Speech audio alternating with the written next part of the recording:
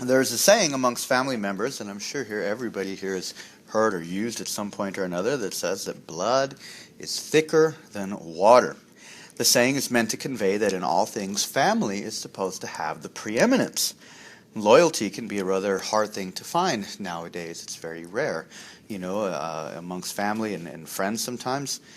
This is why gangs, offer loyalty to kids.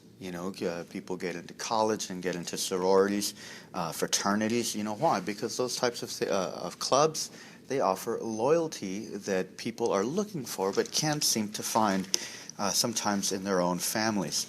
But loyalty, it belongs amongst family first. That's the first place that, in a sense, that it should be taught, that it should be passed on. It should be grasped there. The prophet Obadiah, he prophesied against Israel's brother Edom. Edom, which comes from the family line of Esau, is Israel's or Jacob's older brother. Now, scholars debate the dating of the book, but there's certainly a long history of strife between Edom and the nation of Israel. Internal evidence suggests that the book was written probably around the 6th century BC, either early in the Judean exile or later that century, probably in the 580s to as late as 500 BC. Now, the occasion for this prophecy from Obadiah is Edom's unbrotherliness. Okay, that's a big word, okay, but it's their unbrotherliness to Judah in their fall to Babylon. Obadiah, it's a rather small book, but he has a very big message, not only for the people of God, but for all people of all nations in all times. So we're going to unpack this book first by looking at the charges that are laid against Edom through Obadiah. We'll look at that in verses 1 through 9. Okay. Then we're going to look at the basis of the charges in verses 10 through 14.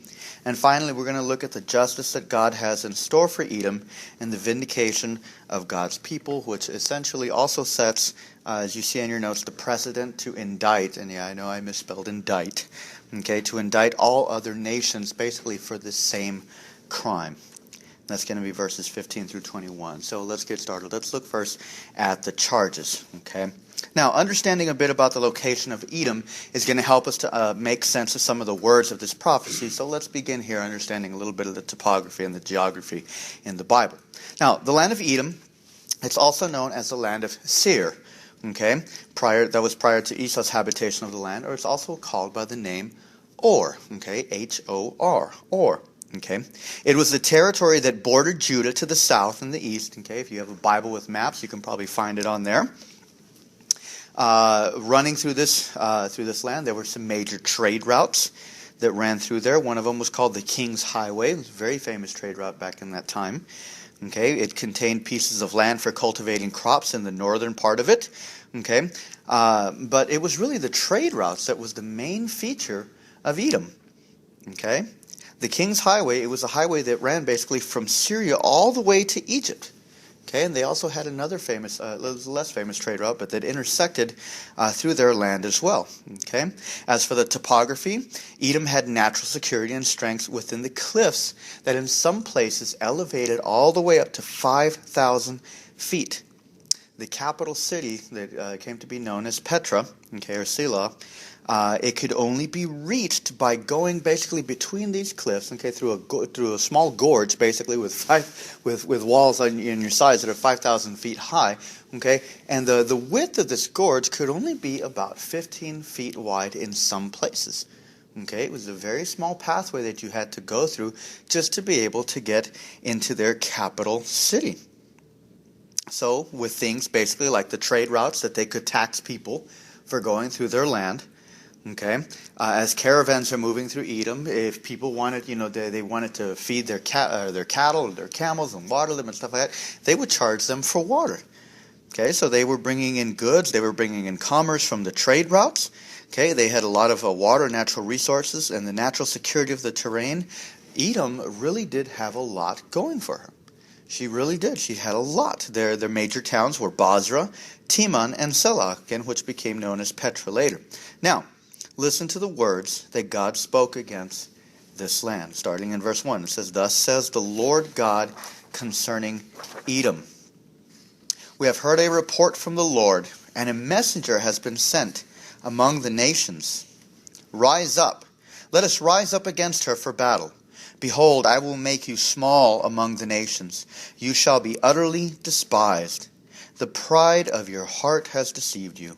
You who live in the clefts of the rocks, in your lofty dwelling. And so now that makes sense in light of the topography. Who say in your heart, who will bring me down to the ground? Though you soar aloft like an eagle, though your nest is set among the stars, from there I will bring you down, declares the Lord. If thieves came to you, if plunderers came by night, how you have been destroyed. Would they not steal only enough for themselves? If grape gatherers came to you, would they not leave gleanings? How Esau has been pillaged, his treasures sought out. All your allies have driven you to your border. Those at peace with you have deceived you. They have prevailed against you. Those who eat your bread have set a trap beneath you, and you have no understanding. Will I not on that day, declares the Lord, destroy the wise men out of Edom, and understanding out of Mount Esau? And your mighty men shall be dismayed, O Teman, so that every man from Mount Esau will be cut off by slaughter. Now, the words of the prophecy, again, they start to make sense in light of understanding the topography. Edom felt safe because of its military and natural defenses. Okay, no army could get enough men through that narrow gorge to get into the capital city. It was going to be very impossible. You could fit maybe about 3 or 4 horses at a time, through there. It's going to be very tough, and you're in a narrow pathway. Okay, there's little stations probably up on the cliffs. You're 5,000 feet down. You're in a very bad spot. If someone wanted to steal things out of Edom, if they wanted to plunder it, they would have to take things a little bit at a time. Okay, why? Because you can't make a run for it in open country. If you're going to go in, you've got to go in through that one road. If you're going to go out, that's the only way out too. And because it's not very wide, it's limited in what you can take through there. It's probably difficult in some places to maneuver a wagon through there or something. Whatever Edom lost, the only way that they lost it was they gave it out as they paid tribute. But nobody stole from them. Nobody took from them. And so in their eyes, they dwelt secure and life was good. But it was precisely their clinging to their security that was going to be their downfall. You see, while it may have seemed that no army could have easily invaded the capital city, it was no army that was speaking against them. It was the Lord God Almighty. And God's words to them were, the pride of your heart has deceived you. You who live in the clefts of the rock, in your lofty dwelling. Now, let those words sink in. It was the pride of your heart that deceived you. What is pride?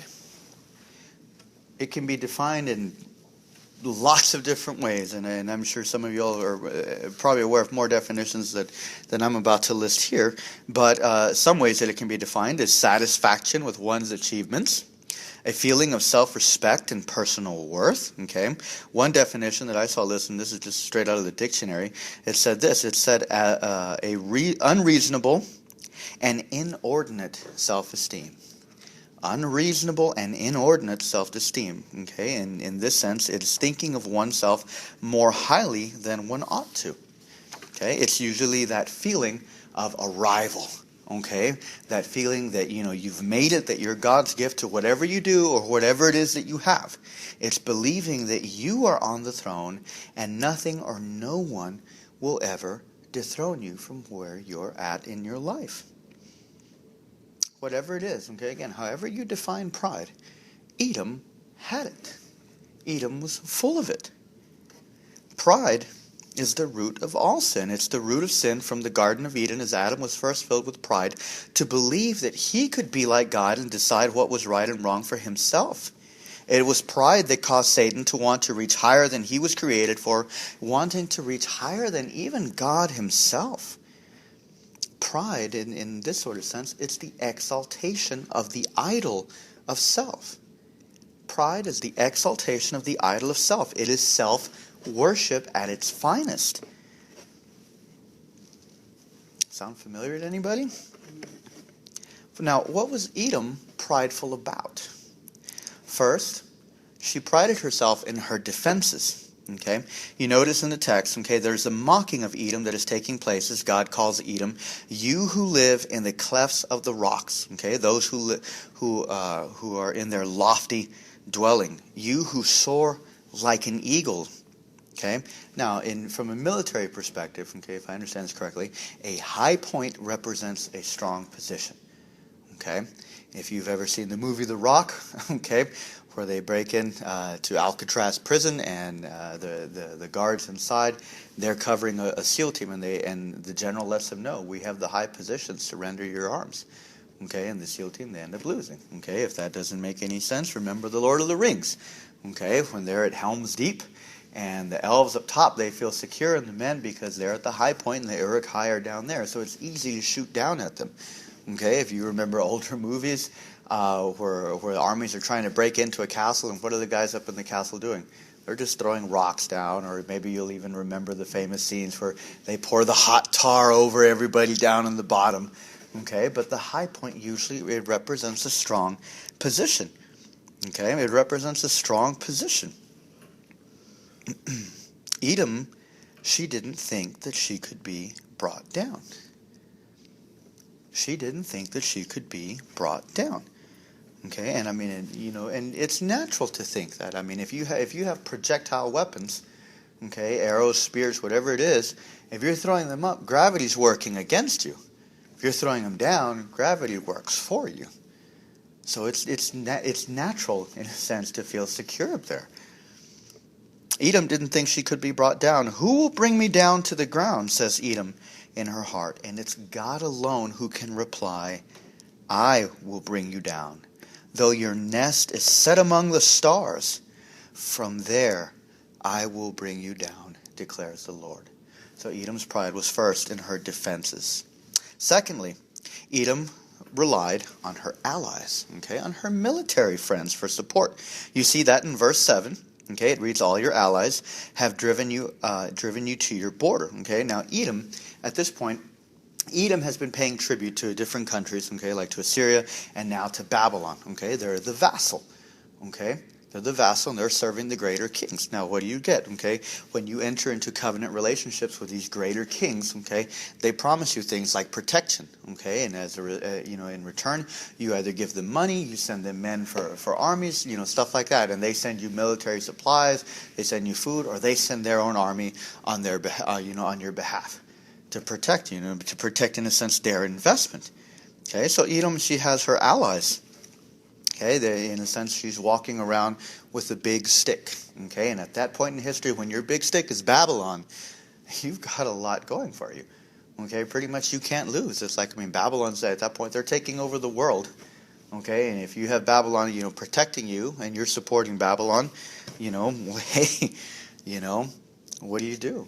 Anybody else who's not on that team is going to lose. Edom is playing on the right team, so she feels secure in her allies. But eventually her allies would prove no use to her. Obadiah says that her allies, he says here, driven you to your borders, which is to say that they will be driven out by those whom they thought would come to their aid. The ones that they were relying on for protection, at some point they turned their backs in whatever way, and said that they will be deceived into thinking this. Now, scholars are not certain at all about the exact dating of the fall of Edom, nor even the circumstances that led to its demise. However, it seems apparent that by the time of Malachi's prophecy, Edom as a kingdom was already in ruins. You kind of get a hint of that in Malachi 1, verses 2 through 4. One source said this. It says, Edom apparently remained largely independent of Babylonian influence until about 550 BC or so. According to scholarly consensus, a coalition of Arab tribes gradually infiltrated, overpowered, and displaced the Edomites sometime during the 5th century BC. By 312 BC, inscriptional evidence indicates that the Nabatean Arabs had overrun the region of Edom, making Petra their own capital city. Surviving Edomites, either they moved to a land known as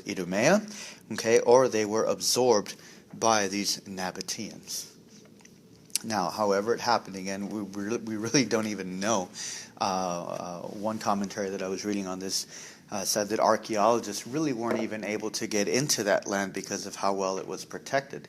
And the only way that this one guy got in was he had to tell part of like the tribesmen there that he had made a promise to one of the gods of the land that he needed to fulfill. And so they said, well, okay, we'll let you in. And they took him to a place where he could see the city of Petra from there. But that was the only way he was able to get in. He had to trick the tribesmen to get in. I found that rather interesting. Okay. So however it happened just like God said it would, though. Her allies, they proved to be no use to her. And finally, the last thing mentioned, the last thing that she prided herself in, okay, was their wisdom. You can see this in verse 8. God says that he will destroy the wise men out of Edom. Now, apparently, Edom was also known for its scholars and for its wisdom. Okay, Solomon wasn't the only person with wisdom. Okay, there was wisdom from Egypt. Okay, there was wisdom apparently from the south. As the queen of the south, she came up to visit, and there was wisdom in Edom also. Okay, this is pretty much what societies did back then. Once you kind of established yourself and things were at peace, you actually had time to think through things. Okay, and so Edom had developed a wisdom tradition. In fact, one of Job's friends, Eliphaz, he's a Temanite from Teman. Teman is the city mentioned in verse 9 here in Obadiah's prophecy. Okay, and in Job, Eliphaz, he's one of the guys taking a shot at wisdom to help Job out. The prophet Jeremiah, he likewise acknowledges the fame of Edom's wisdom in the world. In Jeremiah 49:7, Jeremiah says this. He says, concerning Edom, thus says the Lord of hosts, is wisdom no more in Teman? Has counsel perished from the prudent? Has their wisdom vanished? Wisdom, it was something that was highly prized. Again, if you remember, the men and the women, they came from many places to hear the wisdom of Solomon. Okay, they didn't go there just because Solomon had a bunch of gold. They heard about his wisdom, and that's what they came to Solomon's feet to listen to the things that he had to say. The wisdom literature of the book of Proverbs, it contains writings from outside of the culture of Israel too. Okay, scholars have noted that a lot of the proverbs that you actually read in the book of Proverbs are also found in Egyptian proverb literature as well. Okay, so there was a lot of wisdom sharing that was going on. And Edom here, they had apparently prided themselves in this. And you have to wonder if this is not, really this is a lot of nations before God. Let's look at the U.S. I mean, as a whole here, okay? Think of our own nation and our claim to self-sufficiency in many things. We pride ourselves in our military technology, okay? The thing that comes to mind the most for me is, things like our stealth bombers, okay? The F-22 Raptor, that plane is an amazing plane. If you get near that plane within 50 feet, okay, military is authorized to shoot you, okay? Why? Because the radar system on that is just really, really amazing and really top secret. As far as wisdom, we have some of the best universities in the world. We have people that come from all over different parts of the world to come learn here in the U.S. Sometimes they don't stay here for jobs. They go back to their own countries, but they come here to learn. We have some of the best medical practices. People also, they come here because the U.S. is really starting to, develop different, make different headways in different medical technologies, cancer research and stuff like that. The U.S. has a lot going for itself in terms of knowledge, in terms of pride. Any nation, we have to say any nation that exalts itself is really exalting itself in the face of God. Be it the U.S. and be it any country in Europe, I don't know, France. Just going to throw that one out there. But any nation, whatever it is, any nation that exalts itself is not exalting itself just against other nations. It's exalting itself ultimately against the God who rules the nations. Before we move on, a word needs to be said also about our pride, okay? And I know that Christians, we like to think, well, I don't have any pride. But if you just said that was your pride talking right now, okay? We all have it to some degree. And as Christians, we need to be clear on that. We all have it to some degree because we are sinful. We can pride ourselves in different things. Christians can, especially Christians, we can pride ourselves in our moral behavior. It's very easy for Christians to do that one. And that kind of pride, it usually sounds like this. Well, I'm sure glad I'm not as bad as so-and-so. Man, they really, really need Jesus. If it wasn't for grace, that person wouldn't be saved, And that's, Christian snobbery. That's Christian snobbery, and it's really, really horrible to witness. Oh, did you hear what happened to so-and-so? I heard they fell into sin really, really bad. But hey, it serves them right. I told them what would happen, and they did it anyway. Ni modo. Told them what would happen if they would play with fire, and they did. And that's pride talking. That's pride talking. It could be pride in our moral record, pride in spiritual accomplishments, okay? Pride in gifts, pride in ministry, okay? Pride in prayer. Some people, I remember when prayer really started taking off when I used to be in the Methodist church, and people were like, I pray for an hour. I'm like, oh gosh, I'm sorry, I'm only at 5 minutes. Well, you need to work your way up there, son. Give me a few years and I'll be up there, I guess, And it can come across that way. Look what I can do. Look at my spiritual muscles. And when people start flexing that, that's pride. That's pride. Anything. We need to see that even in the church, even in Christianity, anything can be a source of pride. A denomination, a theology, okay, a favorite pastor, and I know I have to keep that one in check, okay? Anything. Some people, a Bible translation can be a source of pride. It's really amazing the things that we can cling to in pride. It's really amazing. Whatever we're leaning on for our security, whatever it is that we boast in, we have to look at those things. Those are sources of pride. Those are sources of pride. And as Christians, we should only boast in the Lord.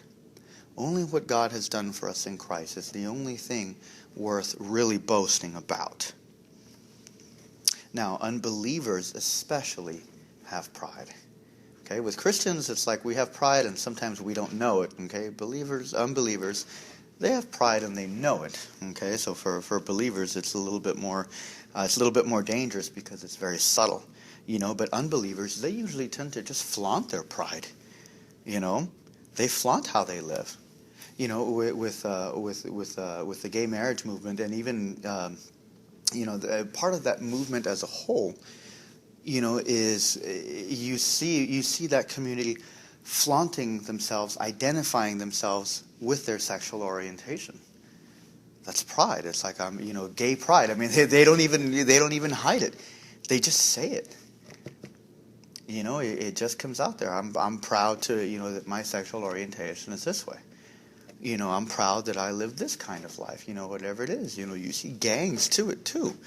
When they throw their gang signs and wear their colors and stuff like that, that's a pride. It's like I belong to this. That's how it comes across. And it's meant to come across as very proud. I'm on the right click, man. I live life, my way. Nobody, not even God, can tell me how to live, is what that kind of pride really looks like. It comes across that way. Why do you care who I sleep with? It's my happiness, it's my life, and nobody can tell me how to live it. I'm on top of the world, and nobody can bring me down. That's pretty much how the message comes across. It comes across that way in the business world. Where's the pride? It's in the things. Well, look, I'm driving a Mercedes. I don't know what series is up there now. I don't even know Mercedes cars, whatever. I'm driving a compressor, or I'm driving a whatever series, BMW now. All I wear is, I don't even know if I'm saying the top things, Giorgio Armani, and, those were the big things back then, I guess, for me. But, you see it, what are these guys, power suit, power tie, power presentation and all this kind of stuff like that, and they want it to come across that way. They want it to come across that way. It could be money, sex, drugs, power, gangs, the right political party in office.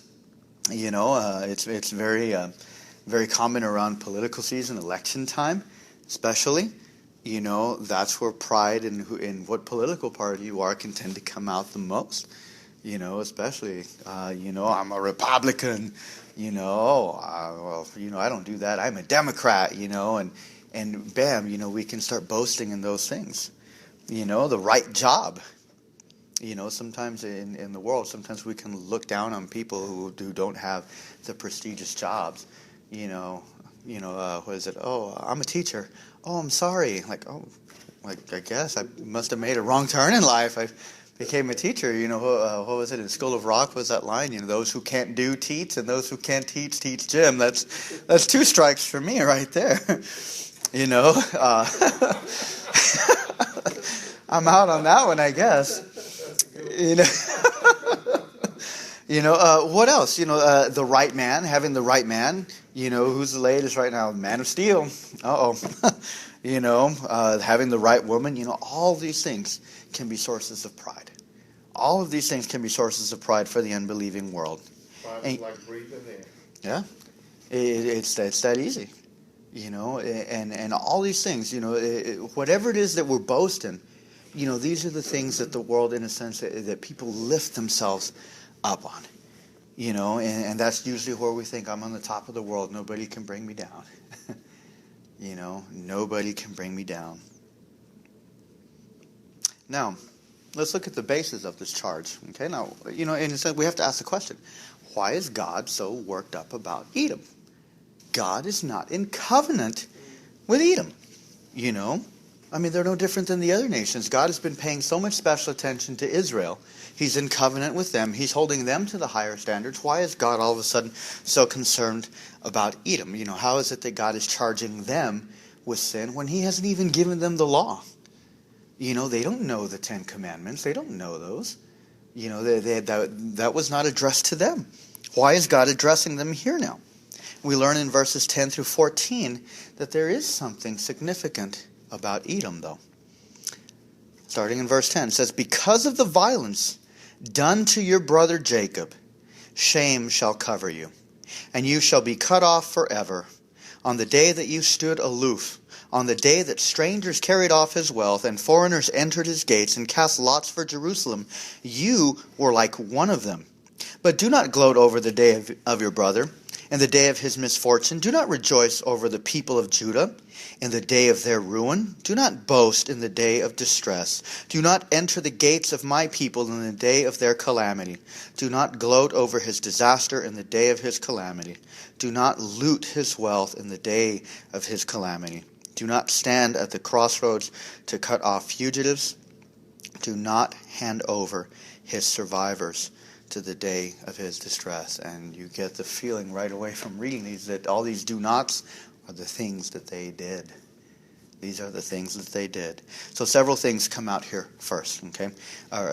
First, there's a relationship that comes to the front, okay? And that is that Esau and Jacob are brothers. Esau and Jacob are brothers. If you remember, way back in Genesis 25, Rebekah, she's pregnant with twins from Isaac, okay? And the twins are in her womb, and they're probably both kicking, but she, to her, she senses a struggle, and God reveals to her, he says, that 2 nations are in your womb, and 2 peoples from within you shall be divided.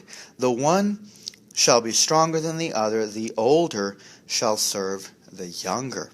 It's Genesis 25:23, and when they grew up, when they were born, Esau he started to come out first, okay, but Jacob came out holding on to his heel. That's how he got his name, heel grabber, okay, Jacob, okay. Now Esau, as he grew up, he was a very obviously worldly man. Let's just put it that way. He was very easily taken in by quick pleasures. Okay. In fact, the incident when he sells his birthright for that bowl of soup, the way that it's described is, he just basically he sat, he ate, he left. The verbs that describe his acts are stated in such a way he was just a very kind of he was given over to quick pleasures. That's all he wanted. Give me food or I'll die. Like, seriously, you can go for 7 days without food. You're not going to die. But look how he felt. Look at the way it impressed. That need, for quick pleasure, came upon him. And when he sold his birthright, those were the covenant claims or the covenant promises from God. And he was willing to discard God's promises for a bowl of stew, for red beans is what a lot of people say that it was. Red lentils, but that's it. He didn't care about God's promises. He's like, I want food. Food is my instant gratification. Covenant promises, I got to wait till Dad dies to get those, and blah, blah, blah, blah, blah. I want food now. So then when it comes time to receive the blessing, Jacob, he ends up tricking his father, and he makes his father believe that he's Esau, okay? And Esau gets upset, I don't know, Esau wanted to just have his cake and eat it too. He's like, I know I sold the birthright for a bowl of soup, but I think I'm going to go in and get it anyway, Esau gets upset. He's so upset that Jacob, he has to flee for his life. He's got to get out of there. He has to get out. And eventually 20 years later, a bunch of stuff happens in Jacob's life. 20 years later, they come back. They appear to make amends. Jacob, he's the inheritor of the covenant blessings and the promises. And Esau, he's become a very powerful and a very influential person, but he's not the inheritor of the covenant blessings. But nonetheless, he's still blessed. He still has a lot of possessions. When they meet, Esau says, hey, we'll come back and let's go home together. And Jacob, is like, no, let me straggle behind. I've got the kids. He's trying to make his way to Bethel. Okay, I'm really rushing through that story. But Esau ends up going off into the land of Seir. Okay, he goes off into Seir. That's in Genesis 33:16. Okay, and this is the land that came to be known as Edom. Okay, now, while Scripture doesn't say it, okay, it seems that Jacob, while he was glad to see his brother, he fell on his neck and just embraced him, and then they wept together. They were both blessed. Jacob even blessed Esau, with a lot of his possessions, sending wave after wave of gift to him. But I don't think Jacob fully trusted Esau yet, though. That's probably why he was a little bit reluctant to not go with him right away as well. Either way, Jacob and his descendants, they eventually multiplied to 70, okay, and then they go into Egypt, and Joseph gets them over there, and then eventually they turn into millions as they fled out of Egypt. Now, as they're fleeing from out of Egypt and they're heading toward the Promised Land, in Numbers chapter 20, verses 14 through 18, Moses, he sends messengers to Edom for permission to pass through their territory on the way to Canaan. They probably were using the King's Highway. Okay, and Moses he sends in the message. He says, "Look, we'll compensate you. All the water that our camels drink and that our people consume, and whatever they take from you, we'll pay you back for it." Okay, and Moses, he even appeals to the brotherhood of the people of Israel. He says, "Thus says your brother Israel." And Edom refused. Edom said, "No, don't come out here. If you go through our land, we will kill you. We'll make a war against you." And so when Obadiah, he prophesied because of the violence done to your brother Jacob, he's basically calling them out, for the sin, for lack of a better word, the sin of unbrotherliness. That's what he's calling them out for. The sin of unbrotherliness, because there's a relationship that's here. Edom is not a neutral spectator. Edom is the brother of Jacob. And think about that for a moment, because we don't normally classify, and again, just this word, okay, I don't know how else to say it, this word unbrotherliness, we don't normally classify that on our list of big sins. We don't. We'll hold things like murder, adultery, I don't know what else, embezzlement, stuff like that. We'll put all that sort of stuff, stealing, we'll put that on the list of big sins. But unbrotherliness, we don't normally hold that one up there. How did they disregard their brother? According to verse 11, and everything we read, they just stood by and they watched as Babylon destroyed and plundered Jerusalem. They just stood by and watched. Basically, they got out their popcorn. They were at the drive-in theater. That's really the image that you kind of get. They stood aloof. They sat there. They did nothing. They just sadistically stood there and watched Babylon do horrible things. Think about that. When was the last time that we just stood by and watched oppression? I'm not asking, when was the last time you tried to be a hero or something like that, but there are times when it is right to stand up for somebody who's being oppressed. There are times when it is, when you have to stand up for the weak, for those who can't, fend for themselves. I mean, that's what exactly, in a sense, being a Christian is to reflect that same image, because God, who was strong, stood up for us, who was weak. There are times when it is right to help people, and most importantly, there are times when we should not look down on other people. Some of y'all might, I'm pretty sure everybody here would be familiar with it, but if you remember the Phil Collins song years ago, what was it called, Another Day in Paradise? You remember that song, he describes people who are down, they're out, they're broken by life, and they're asking, for help from people, who seem to have it together, and as the song goes on, these people just walk by. They just disregard them, like, oh, stay away,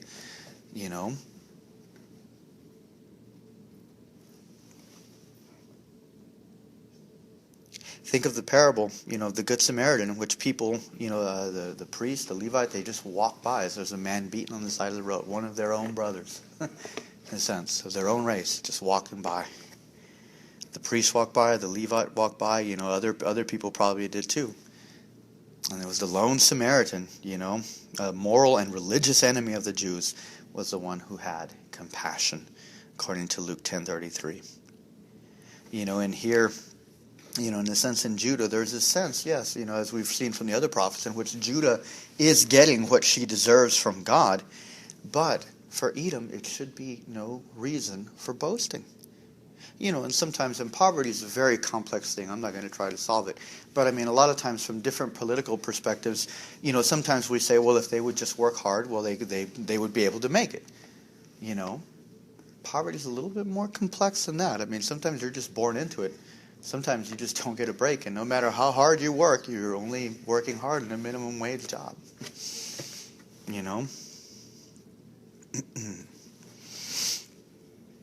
Obadiah says that basically that they were like one of them. They were like one of them that plundered, leading some commentators to suggest that the Edomites actually themselves probably took part in the plundering. That they just kind of mingled in with the Babylonians as they went in. They was like, hey, let's go help them out. Hey, man, let's go see if we can get some stuff for us too.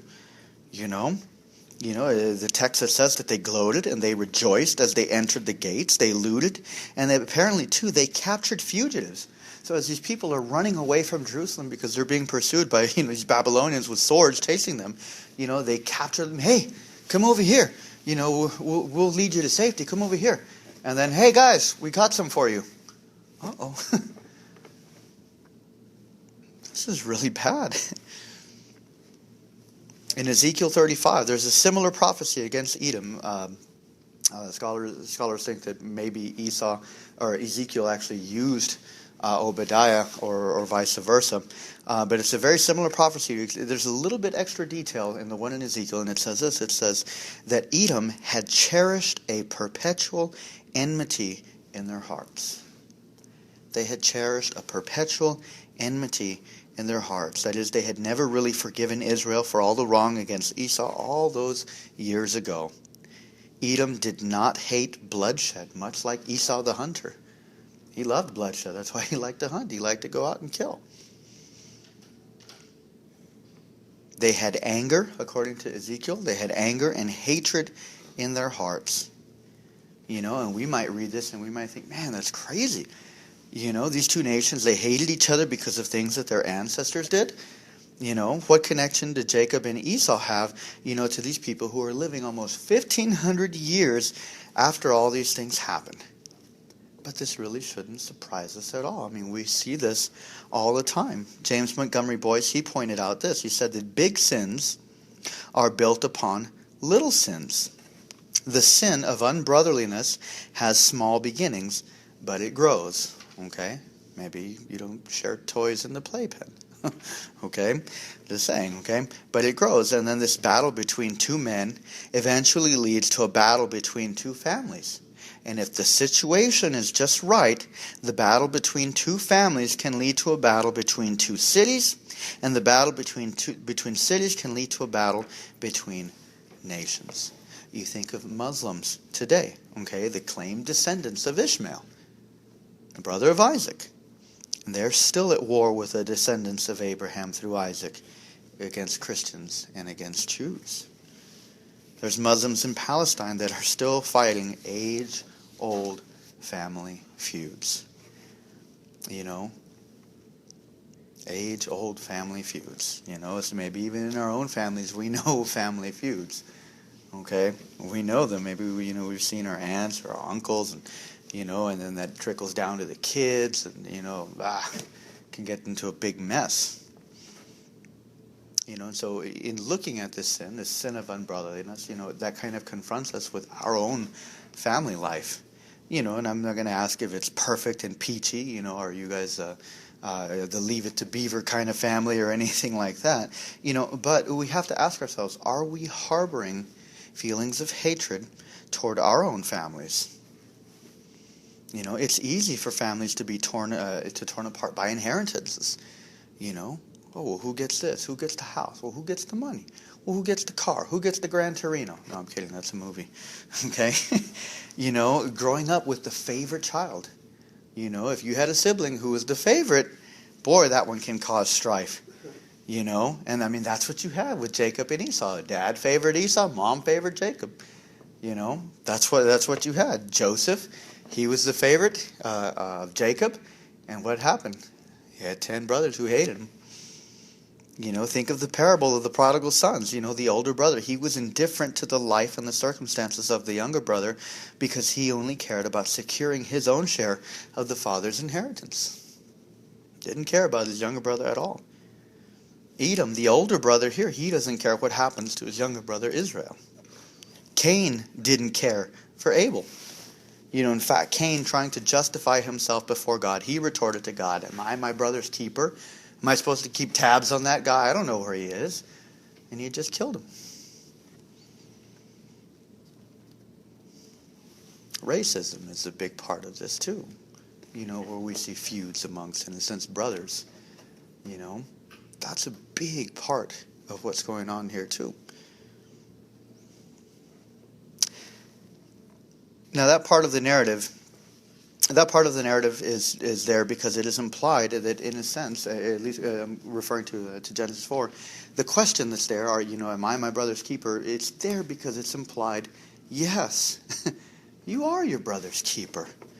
As the people of God, especially our family, we need to see that it extends beyond the blood of our fathers, and we are bound together by the blood of Christ. We can't look down on our brothers and sisters when they fall. We shouldn't. Churches close their doors because they've been slowly dying because of their departure from the gospel. And do we gloat?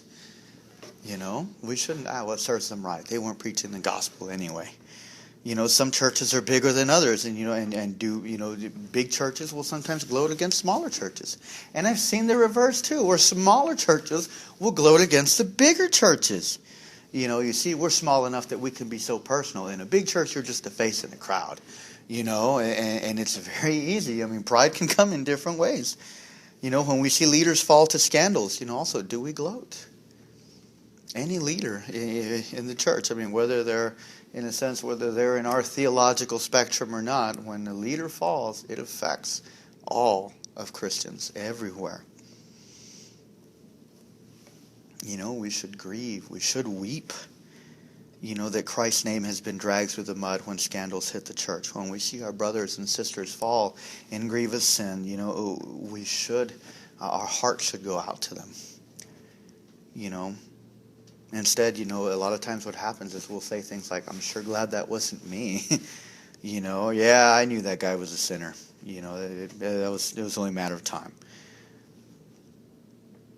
Galatians 6:1, it says, "Brothers, if anyone is caught in any transgression, you who are spiritual should restore him in a spirit of gentleness.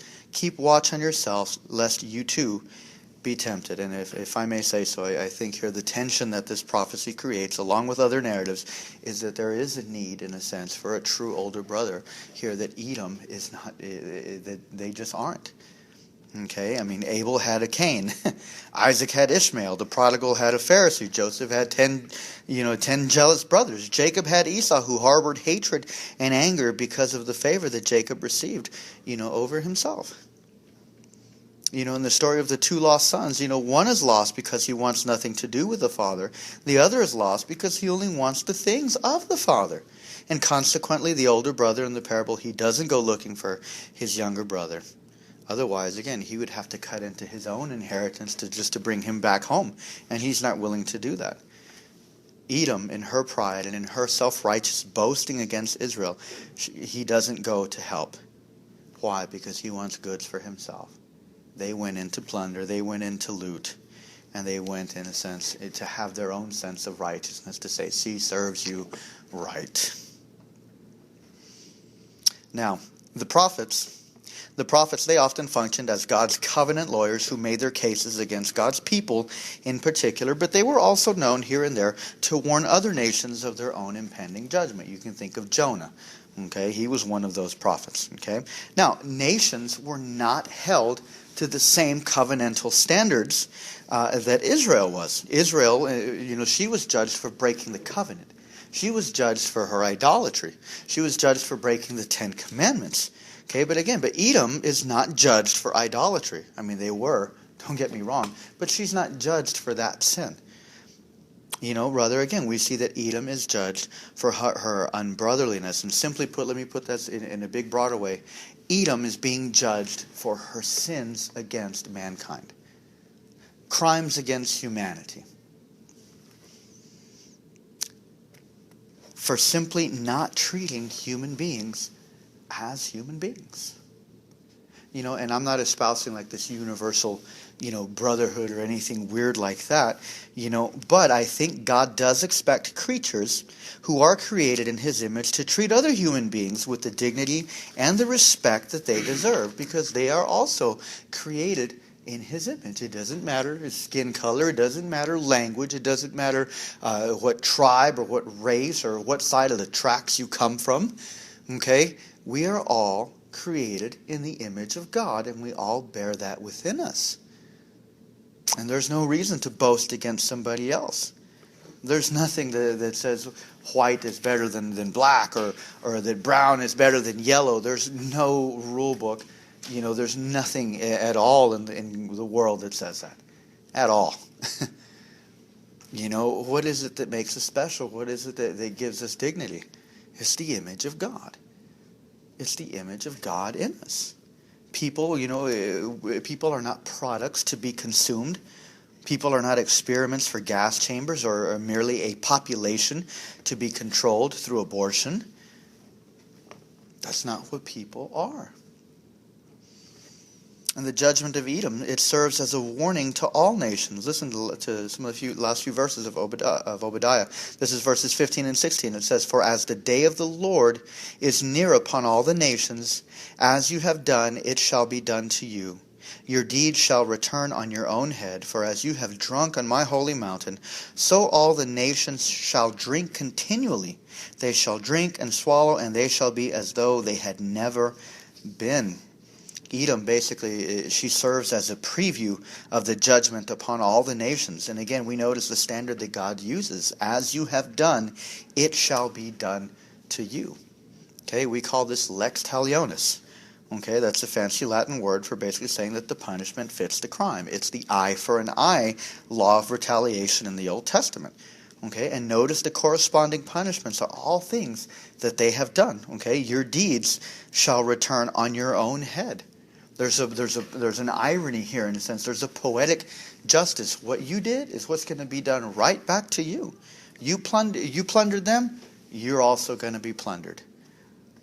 They're getting exactly what they did. As the nations drunk in celebration over the apparent defeat of God's people, so God will also give them over to drink. But the cup that they're going to get is the cup of his wrath.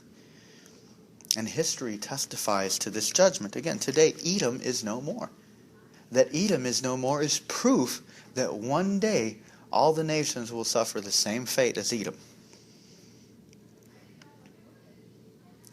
The last remnants of Edom, they fled to a territory called the Negev, okay, which I mentioned earlier came to be known as Idumea. Okay, but what the prophet means to get across here is that what happened to Edom, again, is a testimony of what will happen to all nations. Edom serves as a warning to the rest of the nations that they too will be judged for how they treat God's people. Okay, how they treat God's people, and this shouldn't surprise us in the light of the story of the Bible in Genesis 12. Okay, what were the promises to Abraham? You remember that one promise: I will bless those who bless you, and him who dishonors you I will curse. The ones who curse, the people of Abraham, they also will be cursed. And no nation is secure from the wrath of God when they mistreat the people of God, when they mistreat the church. You know, and the prophets, they've all testified to this. Isaiah, he spoke of the wrath of God that would come upon the Assyrians for their pride against Israel. Amos spoke of God's wrath that would come to Egypt, to Tyre, and Ammon as a representative of all nations who would receive God's wrath. You know, God's people, they're the apple of his eye. In the book of Revelation, in chapter 11, verse 5, the two witnesses that are mentioned there, it's a symbol for the church. And the ones who harm the church, God will send fire to destroy those who harm his two witnesses. That still holds true today. The book of Revelation as a whole, you know, it reveals that God is literally guiding and moving heaven and earth for the benefit of the church. He's doing everything to protect the church. In the midst of her suffering, in the midst of persecution, God is doing everything to protect the church. And when he comes, he's going to pour out all his wrath on the nations, on the people that harmed his people. And so Obadiah, he finishes by contrasting the nations that will be judged with all God's people who will be saved. He says this, he says, but in Mount Zion, and so here's the contrast. So you get all the wrath and judgment, that they'll be drunk in God's wrath. But in Mount Zion there shall be those who escape, and it shall be holy. And the house of Jacob shall possess their own possession. The house of Jacob shall be a fire, and the house of Joseph a flame, and the house of Esau stubble. They shall burn them and consume them, and there shall be no survivor of the house of Esau. For the Lord has spoken. Those of the Negeb shall possess Mount Esau, and those of the Shephelah shall possess the land of the Philistines. They shall possess the land of Ephraim and the land of Samaria, and Benjamin shall possess Gilead. The exiles of this host of the people of Israel shall possess the land of the Canaanites as far as Zarephath, and the exiles of Jerusalem who are in Sepharad, there we go, shall possess the cities of the Negeb, and a Savior shall go up to Mount Zion to rule Mount Esau, and the kingdom shall be the Lord's. So despite the apparent defeat of God's people against Babylon and the mockery that Edom made of them, salvation is still promised to come to Zion.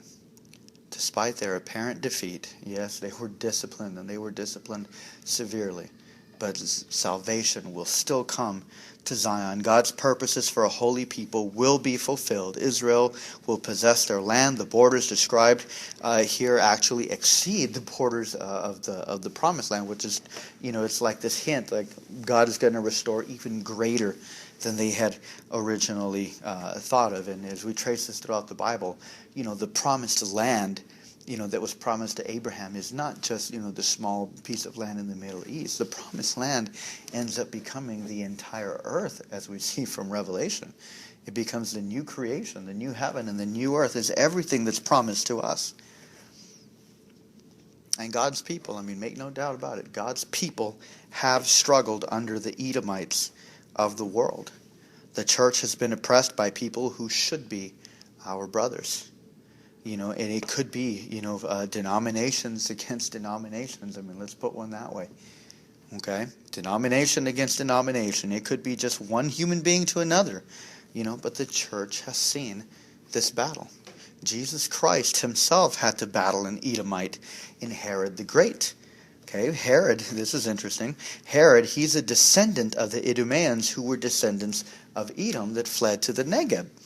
Okay, Herod, he tried to destroy Jesus, the one from whom Israel he would be the ruler, and he would shepherd all Israel. You see that in Matthew 2:6, and of course that prophecy comes from Micah 5:2. But Herod, you think about it, he relied on his wisdom to outsmart the wise men as he attempted to create an alliance with them. If you remember the story, he was like, basically, tell me where this child is so that I too may go and worship him. And he really had thoughts of killing the child. That was his wisdom that he tried to rely on. Herod, he would then pridefully rely on his military strength to kill the Christ by killing all the male children who were 2 years old and younger. Just like Edom, relying on her military. But Christ was protected, and he was victorious over Herod. Okay, Herod ended up dying while Christ went on living. Obadiah, he promised that the kingdom would be the Lord's. And so we have to ask, how does this become realized? How do the last words of Obadiah, how do they end up getting fulfilled? And to understand the significance of this battle and the victory, we have to understand this battle between siblings, okay? It's a visible expression of a deeper spiritual battle that has been going on all the way back since Genesis 3. That's really what this battle represents. Okay, in Genesis 3:15, when God spoke to the serpent, when he said, I will put enmity between you and the woman, and between your offspring and hers. He will crush your head, and you will bruise his heels. All the battles of the Bible between God's people and the unbelieving world, they all have their origin in that enmity. That is the source of hatred against God's people in the world. It goes all the way back to Genesis 3. Okay, that was the enmity that was between Cain and Abel. It was the enmity between Noah and the rest of the world. It was the enmity between Ishmael and Isaac. It was the enmity between Jacob and Esau. It went all the way back to the beginning. It was the enmity between the seed of the serpent and the seed of the woman. In Revelation 12, it confirms this battle between Herod and Jesus, that it was truly a spiritual one. In a sense, Revelation kind of gives us the behind-the-scenes action of what's going on here. And this is Revelation 12. What verses is this? Verses 4 through 5. It says, And the dragon stood before the woman who was about to give birth. Okay, this is about the birth of Christ. So that when she bore her child, he might devour it. That's Herod's action. That's what Herod tried to do. But she gave birth to the male child, one who is to rule all the nations with a rod of iron. But her child was caught up to God and to his throne. And that kind of covers a big period of Christ. One, in his fleeing to Egypt and being kept safe there from Herod. But two, also in his ascension. He's in a place where Satan cannot touch him at all. Satan becomes revealed as the true source and the originator of all the trouble and all the oppression that Christians experience from others in this life. And even unbelievers against unbelievers. Let's just put that out there too. Again, you think of the words of Paul. We wrestle not against flesh and blood. We wrestle not against flesh and blood. Daniel, he revealed the oppressive kingdom of the world as a vicious beast empowered by demons. But our victory is secured through Christ's victory because he is our king. Because through his life and death, he secured the kingdom for himself and for his people. Jesus Christ, he was the seed who crushed the head of the serpent, and he will rule not only Edom, but all the nations will be made subject to him. Even now, as the gospel goes forth in the world, Jesus is conquering hearts for himself. He rules from the inside out. Those who refuse to bow to Christ, but would rather boast against his saints, those who would rather choose to let their pride, basically like the pride of Edom, give them a false sense of security, will suffer the same fate that Edom did. The fate that this one pointed to. An everlasting destruction that goes on forever and ever. But in Mount Zion, Obadiah says, there shall be those who escape. So let me bring this home. Pride is a universal disease. Okay? Pride can keep a religious person out of heaven as much as an irreligious person. It's easy to recognize pride against ourselves. Okay, that is when somebody's showing us their pride. It's very easy for us to recognize it, but it's very difficult for us to recognize our own pride. Christians, again, we can pride ourselves in traditions very easily, in gifts, in ministries, okay, in service, in knowledge, all types of things. Okay, we can pride ourselves in worship over against how others do it. We can pride ourselves in our moral records, okay, and think that somehow those add to our salvation. Even now, having gone through this prophecy, it might be easy for us to insert ourselves in the text as the oppressed ones and look down upon the Edomites for their own pride, But, again, we can only take that kind of stance against people with pride. Only if we're already standing in our own pride. So if we want to find ourselves in here, we need to see that we are the Edomites and that Jesus is the true Israelite that we have scorned and boasted against with our own sin and pride. And we will either face the judgment of our pride in hell, or Jesus will face it for us. So the admonition really from this is lay down your pride. Lay down your pride. Lay down those false securities that you're holding on to, that you're looking to for your own righteousness, and humble yourself by acknowledging your pride and turning to Christ. And look to the cross. Look to Jesus. Look to the true elder brother. Look to the one who said, yes, I am my brother's keeper. Don't be a Cain. Don't be a Cain. Don't think you don't have anything to do with other people in the world. If you remember in Matthew 25, Jesus, when he's talking about final judgment and these people that come before him, there's a group of people that he says, enter into the rest that's prepared for you. Let me find the text here. And they do these things that they're not even aware that they've been doing.